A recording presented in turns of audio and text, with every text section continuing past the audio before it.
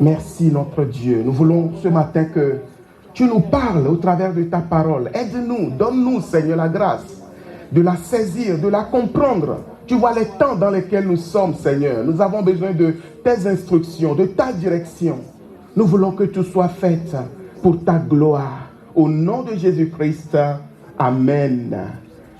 Gloire à Dieu. Prenons nos Bibles dans le livre de Ézéchiel, chapitre 37,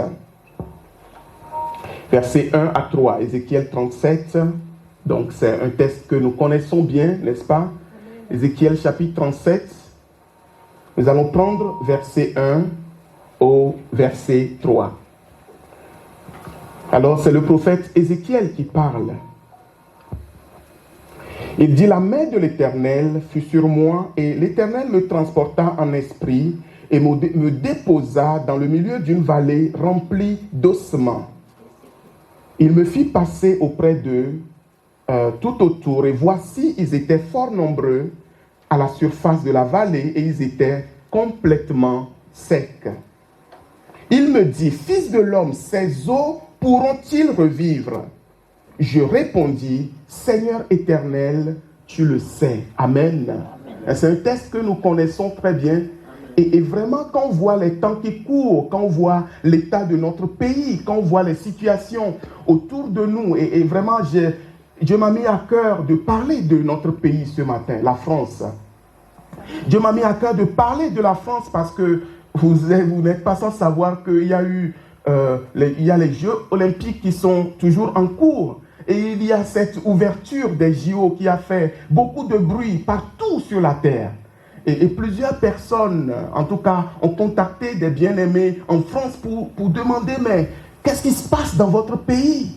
Mais vous avez un problème dans votre pays. Comment vous pouvez montrer des choses comme ça? Comment vous pouvez faire ces genres de choses, montrer ces choses en plein jour? La sorcellerie, la magie, la mort, la dépravation, toutes ces choses ne sont plus faites en secret.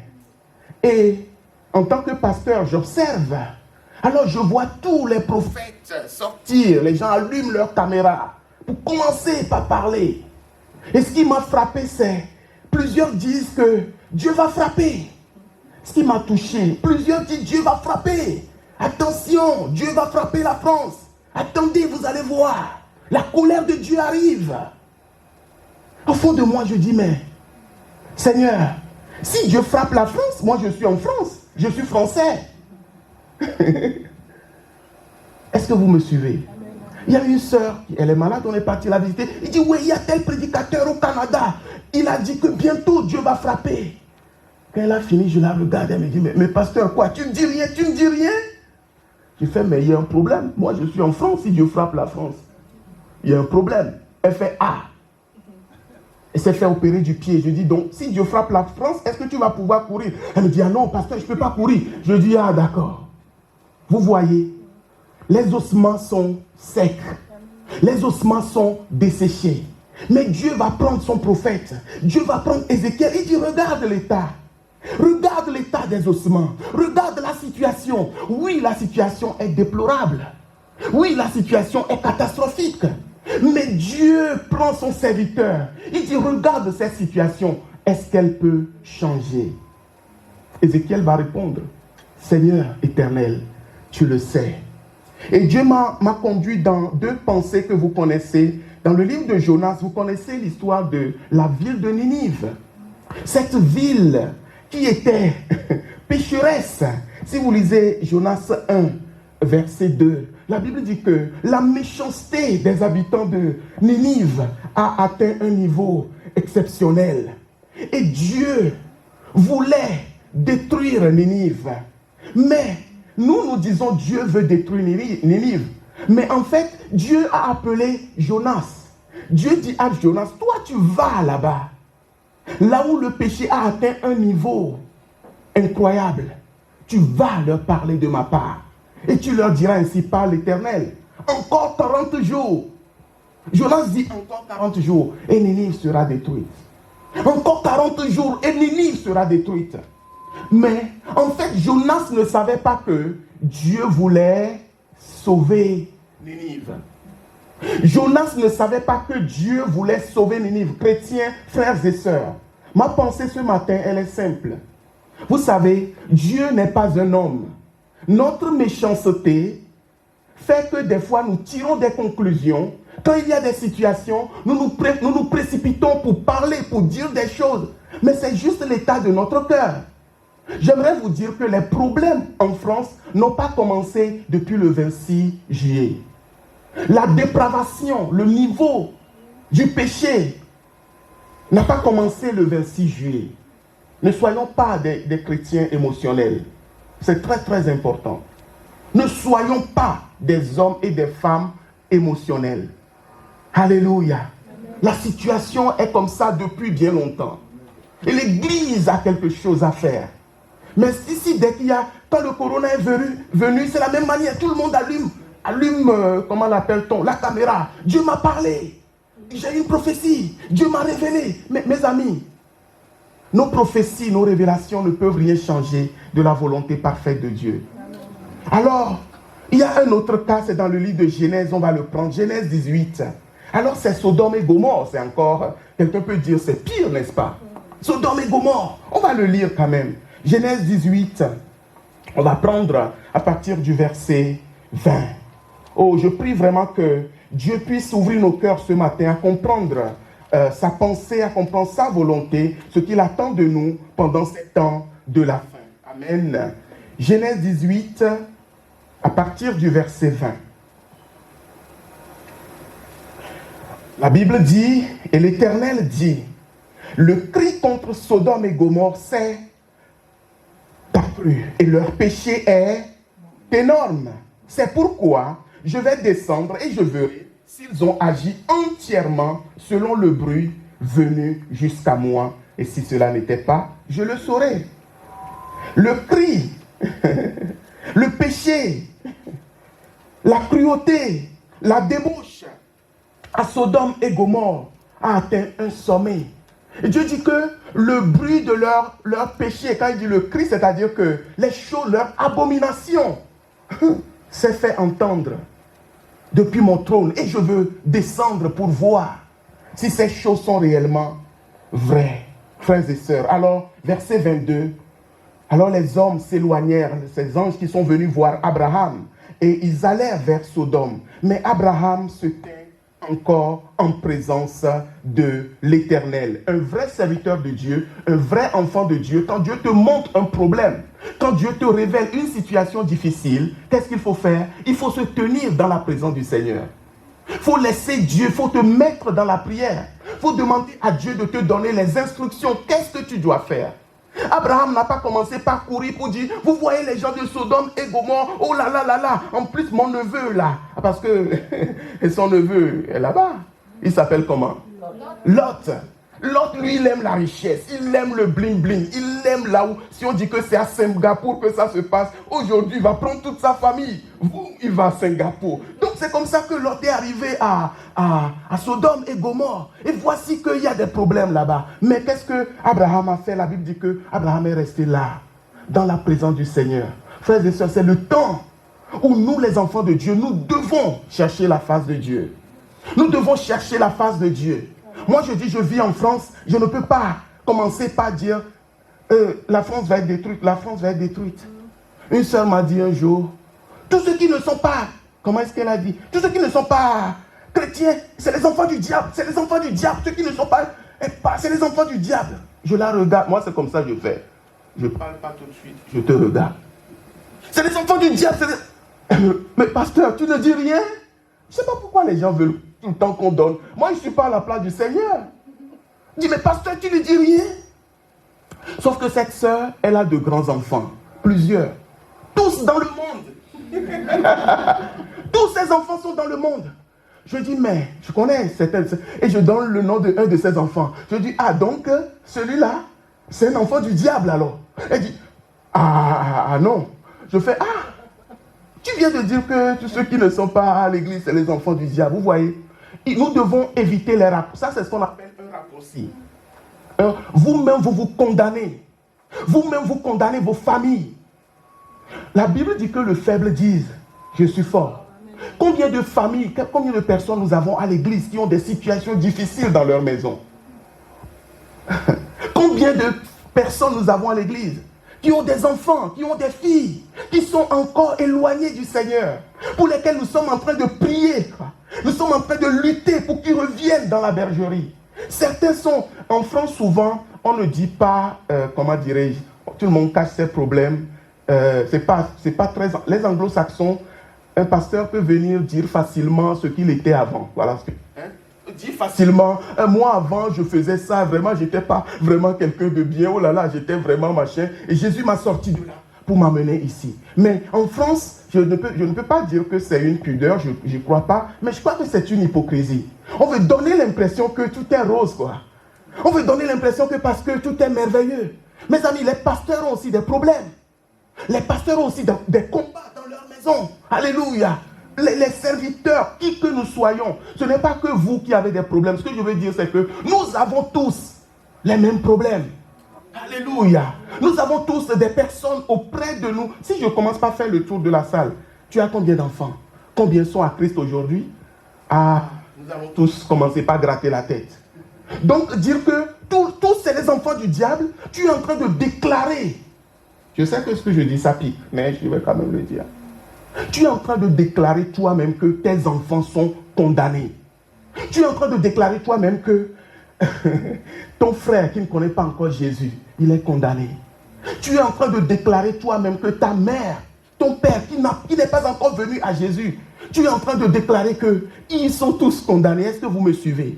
Donc nous devons faire très attention parce que nous devons faire la différence entre ceux qui ont réellement livré leur âme à Satan et ceux qui sont dans leur temps d'ignorance. Ça, c'est un autre enseignement. Parce qu'il ne faut pas confondre quelqu'un qui est dans l'ignorance et celui qui a réellement donné sa vie à Satan. Il y a des gens qui sont réellement livrés à Satan, mais il y a des personnes qui sont en leur temps d'ignorance, comme toi et moi, nous y étions. Alléluia. Nous étions dans notre temps d'ignorance, mais il a plu à Dieu un jour de venir, d'envoyer quelqu'un pour nous parler, pour nous amener à la lumière de Dieu. Alléluia. Est-ce que vous me suivez? Parce qu'aucun enfant du diable ne va venir à Jésus. Vous retenez cette phrase. On reviendra, mais c'est juste une parenthèse. Amen. Alors Abraham n'a pas dit, mais mon neveu Lot, en plus, il y avait une occasion, mais il ne m'a même pas laissé choisir. Il a choisi la meilleure part. Il m'a laissé le désert, il m'a laissé la terre qui n'est pas très productive. Il a pris tout. Ah ben il n'a qu'à se débrouiller là-bas. Non. Abraham se tint. Amen. Il se tint dans la présence de l'Éternel. Verset 23. Abraham s'approcha et dit, feras-tu aussi périr le juste avec le méchant? Frères et sœurs, suivez-moi bien ce matin. Abraham appelle Lot le juste. Abraham appelle Lot le juste. Il ne dit pas que ce garçon c'est un opportuniste. Il ne dit pas que ce garçon s'est éloigné de la maison de l'Éternel. Il ne dit pas que ce garçon il est perdu depuis longtemps, il n'a qu'à se débrouiller. Abraham appelle son neveu Lot le juste. Amen. Parce qu'il a quelque chose de précieux, d'important à dire à l'Éternel, son Dieu. Alléluia. Verset 24. Peut-être y aura-t-il 50 justes au milieu de la ville. Les feras-tu périr aussi et ne pardonneras-tu pas à la ville à cause des 50 justes qui sont au milieu d'elle? Faire mourir le juste avec le méchant, en sorte qu'il en soit du juste comme du méchant, loin de toi cette manière d'agir. Loin de toi, celui qui juge toute la terre, n'exercera-t-il pas la justice? Et l'Éternel dit, si je trouve dans Sodome 50 justes au milieu de la ville, je pardonnerai à toute la ville à cause d'eux. Alléluia. Et j'aimerais annoncer ce matin que Dieu dit que s'il trouve 50 justes en France, il ne va pas détruire. Ah, j'ai pas vos amen. Amen. Dieu dit que s'il trouve 50 justes en Vendée, il ne va pas détruire. Amen. Tant pis pour les prophètes du malheur. Moi, mon message, si je devais lui donner un titre ce matin, c'est que Dieu ne détruira pas. Point, tant qu'il y aura des justes dans la ville. Amen. Dieu ne détruira pas tant qu'il y aura des justes dans la ville. Amen. Oh, frères et sœurs, Alors il continue, on va continuer à lire verset 27. Abraham reprit et dit, « Voici, j'ai osé parler au Seigneur, moi qui ne suis que poudre et cendre. Peut-être des 50 justes en manquera-t-il 5. Pour 5 détruiras-tu toute la ville ?» Et l'Éternel dit, « Je ne la détruirai point si j'y trouve 45 justes. » Abraham continua de lui parler. Et il dit, peut-être, s'y trouvera-t-il que 40 justes. Et l'Éternel dit, je ne ferai rien à cause de ces 40 justes. Abraham dit que le Seigneur ne s'irrite pas et je parlerai. Peut-être, s'y trouvera-t-il que 30 justes. Et l'Éternel dit, je ne ferai rien. Je ferai rien. Si j'y trouve 30 justes. Abraham dit, voici, j'ai osé parler au Seigneur. Peut-être s'y trouvera-t-il que 20 justes. L'Éternel dit, je ne détruirai point. Alléluia. À cause de ces 20, Abraham dit que le Seigneur ne s'irrite point. Et je ne parlerai plus que cette fois. Peut-être s'y trouvera-t-il 10 justes. Et l'Éternel dit, je ne la détruirai point à cause de ces 10 justes. Frères et sœurs, Dieu dit que tant qu'il y aura des justes dans la ville, il ne détruira pas. Dieu dit que tant qu'il y aura des justes dans la ville, il ne détruira pas. Amen.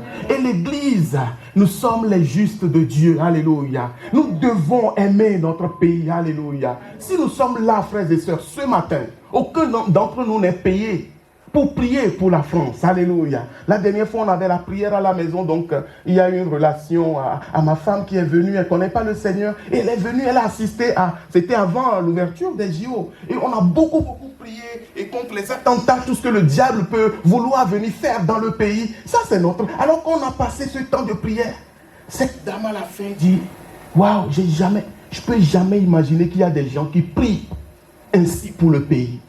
Vous voyez? Donc nous avons un rôle à jouer. L'Église a un rôle à jouer. Alléluia. Nous avons une lumière à allumer. Alléluia. Nous avons quelque chose à faire. C'est de dire à Dieu, Seigneur, ne détruis pas, mais sauve. Amen. Sauve. Alors tournez avec moi dans 2 Thessaloniciens chapitre 2. 2 Thessaloniciens 2. Alléluia. Merci Saint-Esprit.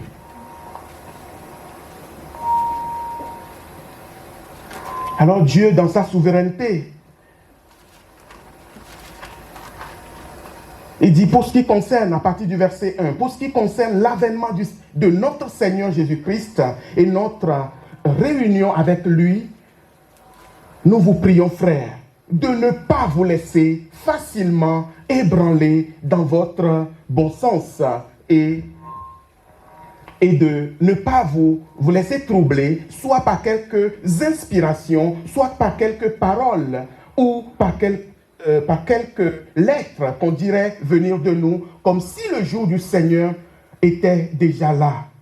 Que personne ne vous séduise d'aucune manière, car il faut que l'apostasie soit arrivée auparavant. Amen. L'apostasie, c'est le refroidissement, l'abandon de la foi, le relâchement, la division parmi les chrétiens, la détestation des frères et sœurs qui vont se poignarder sans pitié. Donc, il n'y a plus d'amour pour le Seigneur. On peut chanter, on peut prophétiser, on peut faire tout ce qu'on veut, mais on est méchant. On a déjà abandonné la foi. Vous voyez, aujourd'hui, les gens, pour aller à l'église, des fois, il faut aller supplier. S'il te plaît, tu veux venir? S'il te plaît, viens dimanche.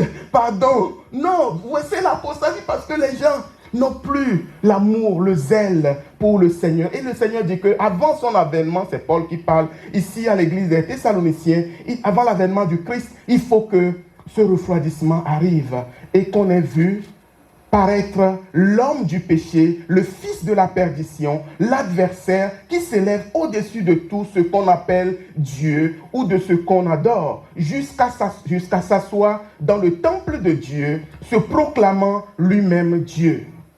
Ne vous souvenez-vous pas que je vous disais ces choses lorsque j'étais encore chez vous?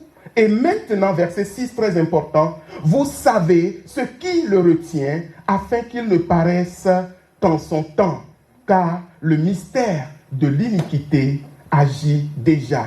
Il faut seulement que ce qui le retient encore est disparu. Le mystère de l'iniquité agit déjà. Amen. Une autre fois, je vais parler de les antichrists, l'esprit de l'antichrist et l'antichrist lui-même. Les antichrists, l'esprit de l'antichrist et l'antichrist lui-même. Ici, il dit le fils de la perdition. Dieu a déjà le calendrier de Dieu. C'est un agenda divin. C'est des choses qui vont arriver. Mais Dieu dit qu'il va paraître au temps qui est prévu par le Seigneur. Et il va paraître jusqu'à aller s'asseoir dans ce temple que les hommes vont construire. Ça va arriver, frères et sœurs. J'ouvre une parenthèse. Quand vous voyez la technologie, le niveau de la technologie aujourd'hui, ceux qui ne croient pas au retour de Jésus, il y a un problème. Non, ouvrez votre intelligence, c'est-à-dire que Dieu est en train de nous donner des signes. Il y a 10 ans, même 20 ans, il y a des choses qui n'étaient pas imaginables. Mais aujourd'hui, c'est possible. Depuis ici, les dames peuvent démarrer leur four, n'est-ce pas? Oui, démarrer leur four à la maison. 30 minutes. Est-ce que vous pouvez l'imaginer, ces choses, il y a 20 ans? C'est impossible. Pendant la dernière campagne présidentielle, Mélenchon, il se téléportait en quelque sorte. C'était des hologrammes. Le système des hologrammes, les gens sont dans une salle. Il est, par exemple, à Paris, et on va le voir.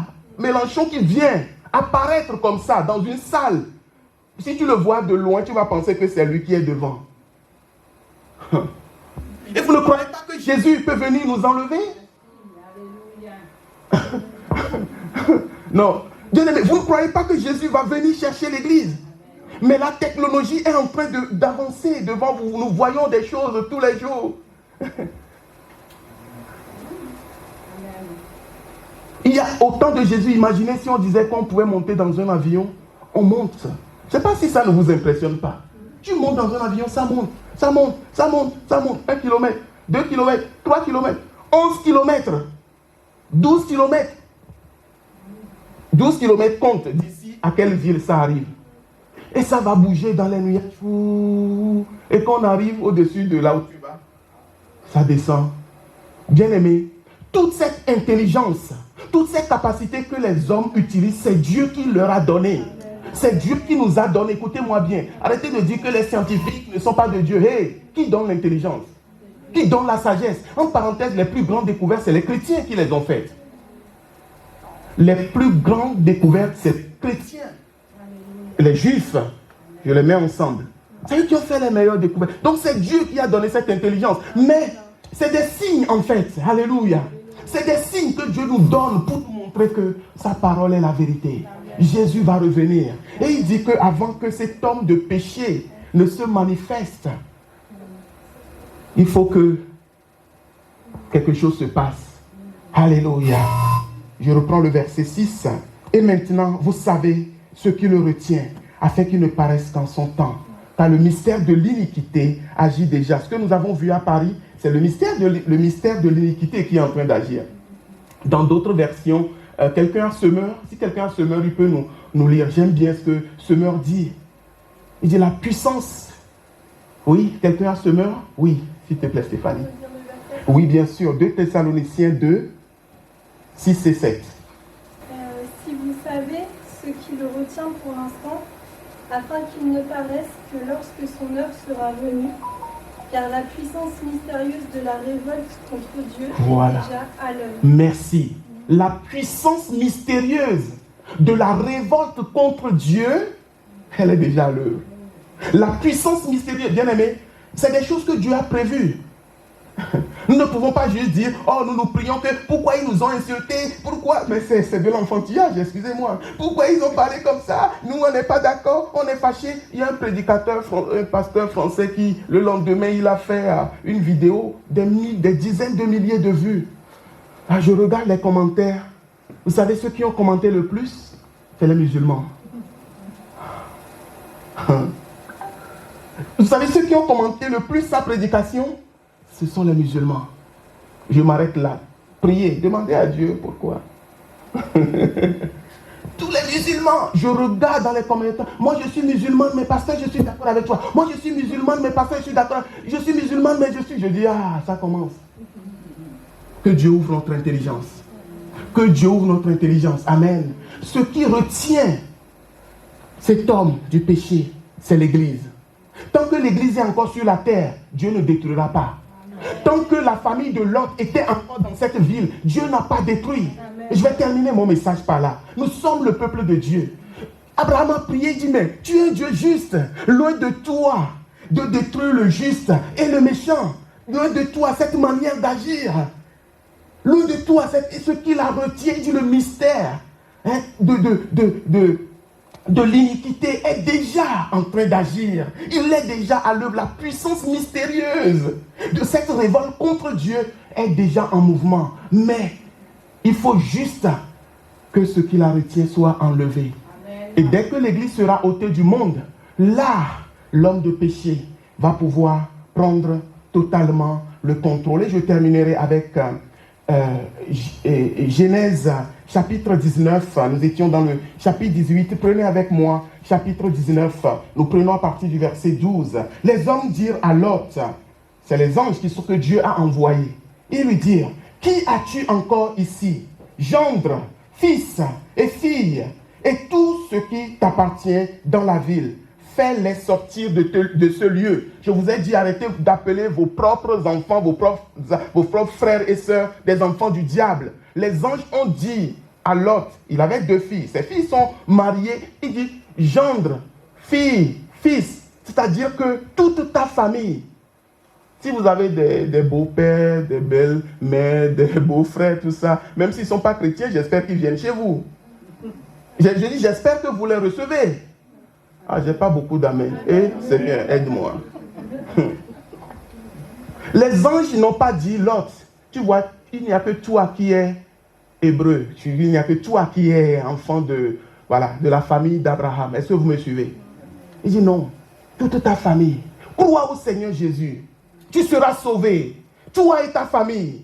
Les anges lui disent maintenant, appelle tes proches, appelle les personnes qu'il y a autour de toi, appelle tes amis, appelle les personnes qui te font confiance, appelle ceux qui peuvent t'écouter, parce que bientôt quelque chose de grave va arriver. Il dit verset 13, car nous allons détruire ce lieu, parce que le cri contre ses habitants est grand devant l'Éternel. L'Éternel nous a envoyés pour le détruire. Lot sortit et il parla à ses gendres qui avaient pris ses filles. Levez-vous, dit-il, sortez de ce lieu, car l'Éternel va détruire la ville. Mais eux, aux yeux de ses gendres, il parut plaisanter. Quand nous prêchons l'Évangile, les gens pensent que nous n'avons rien à faire. Quand nous servons le Seigneur, les gens pensent que nous n'avons rien à faire. Amen. Et je vous assure, ce n'est pas pour glorifier qui que ce soit. Nous, on était sur la route, en arrivant. L'équipe, les chants, ils étaient déjà arrivés avant 9h. Le téléphone sonne, nous sommes déjà là. Amen. Alléluia. Amen. Nous sommes déjà arrivés, frères et sœurs. Amen. Nous sommes déjà... Bien aimés, moi, c'est cette force qui me porte. Les Anglais disent drive. C'est cette force qui me porte. Parce que je vous dis, dans cette église, les temps sont courts. Et chacun de nous a un rôle à jouer. Amen. Chacun de nous a quelque chose à faire. Il dit, dis-leur de sortir. Mais quand Lot parlait, les neveux pensaient que, les gens, ils pensaient que encore une plaisanterie de beau-père, quoi. Beau-père, peut-être il a encore bu, on ne sait pas. Qu'est-ce qui va se passer? Dieu va détruire. Ah. Donc, depuis que le monde existe là, toi, tu nous dis que Dieu va détruire. Mais la bourse est haute. Dieu va détruire quoi? Oh, arrêtez. Arrêtez vos histoires. Arrêtez vos histoires, vous voyez. Alors, verset 14, Lot sortit et parla à ces gens dans verset 15. Dès l'aube du jour, les anges insistèrent auprès de Lot en disant, lève-toi, prends ta femme et tes 2 filles qui se trouvent ici, de peur que tu ne périsses dans la ruine de la ville. Verset 16. Et comme il tardait, je vais terminer sur ce verset. Lot tardait. Qu'est-ce qui se passe? Les hommes le saisirent par la main, lui, sa femme et ses 2 filles, car l'Éternel voulait l'épargner. Ils l'emmenèrent et le laissèrent hors de la ville. Lot n'est pas sorti de Sodome et Gomorrhe tout seul. C'est Dieu qui l'a sorti de force. Dieu l'a, il traînait. La Bible dit que les hommes les ont saisis par la main de force. Alléluia. Ils les ont arrachés de la ville. Et c'est ce qui va se passer. Le jour de l'enlèvement, Jésus va nous arracher de ce monde.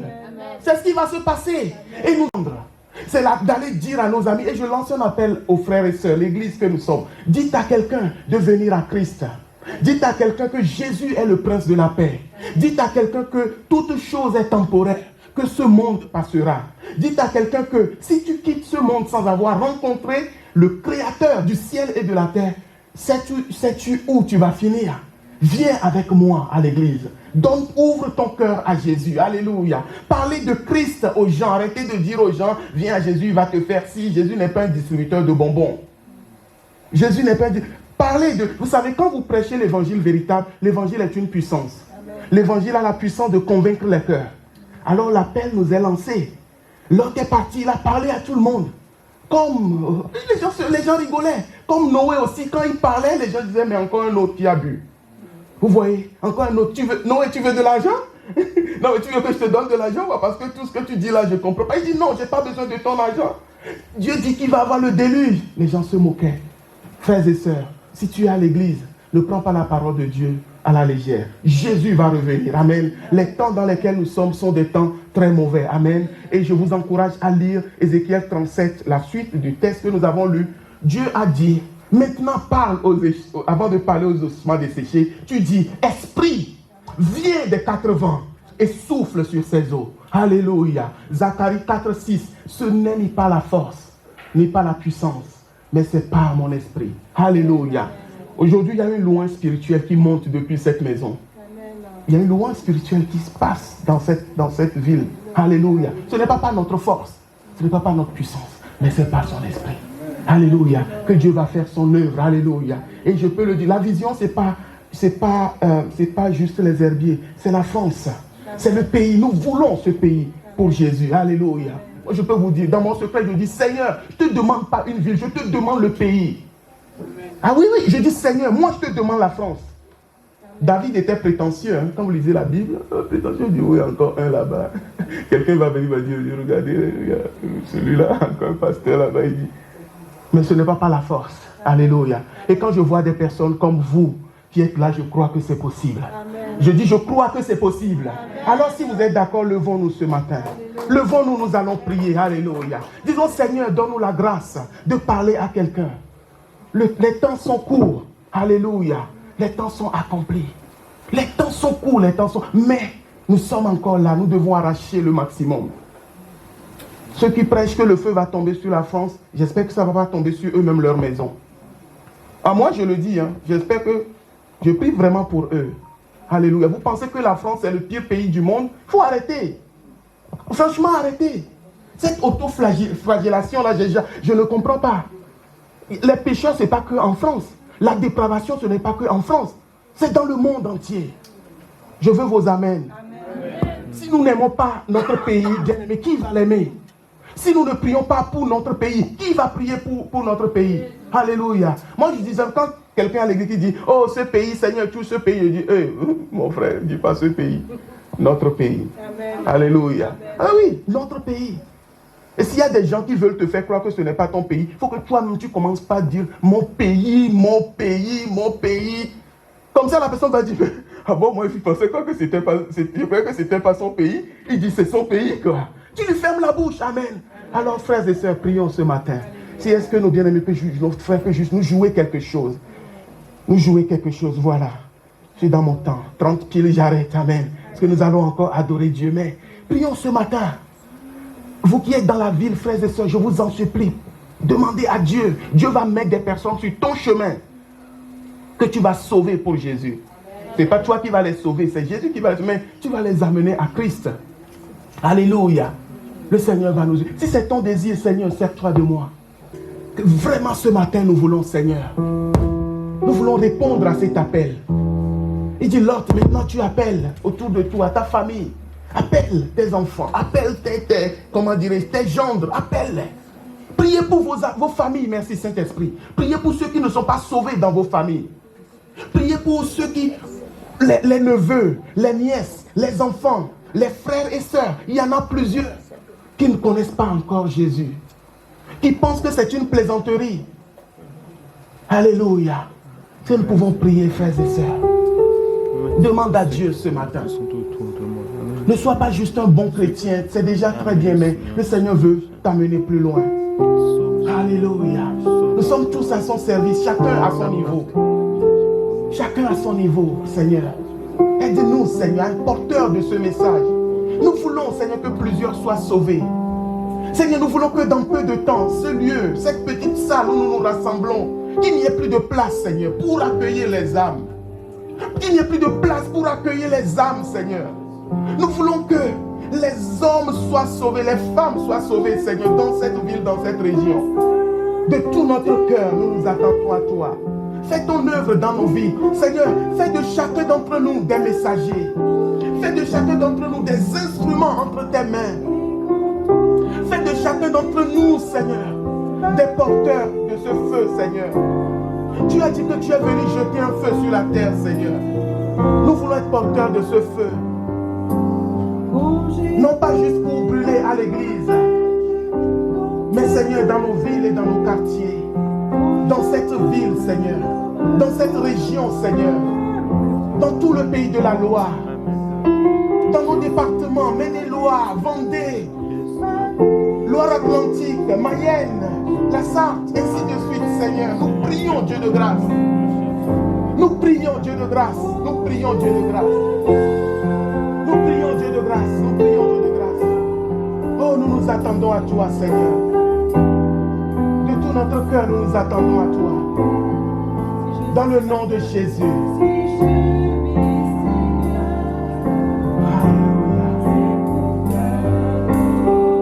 J'aimerais ce matin, si vous permettez, prier avec les personnes qui veulent réellement travailler pour le Seigneur. Je ne dis pas de devenir pasteur, hein, bien aimé, laissez ça de côté. Je ne parle pas des noms ou éventuellement, non. Mais tu veux simplement servir Jésus. Là où tu es, tu ne vas pas. Là où tu es, tu lèves tes mains. Dis, moi je vais travailler pour Jésus. Nous allons commencer entre nous ici. Merci Seigneur. Je vais prier pour vous ce matin. Je vais prier pour vous, frères et sœurs. Lève tes mains. Jésus va te donner la capacité de le servir.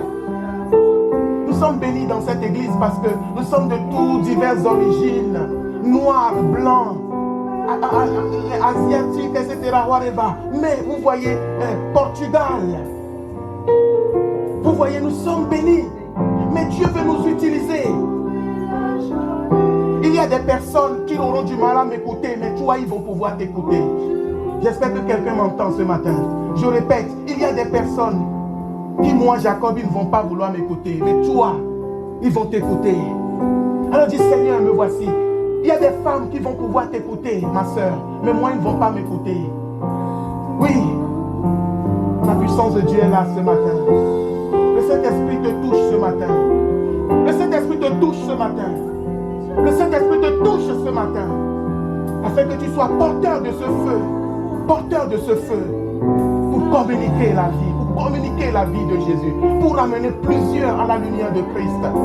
Tu dis merci Seigneur. Dis merci Seigneur. Tu fais de moi ton serviteur ou ta servante. Proclame merci parce que tu fais de moi un vase de feu Seigneur. Un porteur de ton feu. Afin que plusieurs, Seigneur, puissent venir à toi. Je te confie ma vie, Seigneur. Je te confie ma vie. Sers-toi de moi, Seigneur. Dans le nom de Jésus-Christ. Alléluia. Merci, Seigneur. Merci, Seigneur. Remercions le Seigneur. Remercions Dieu ce matin. Remercions Dieu pour sa grâce. Alléluia. Soyez bénis. Amen. Est-ce que nous pouvons l'acclamer très très fort? Acclamons Dieu ce matin. Amen.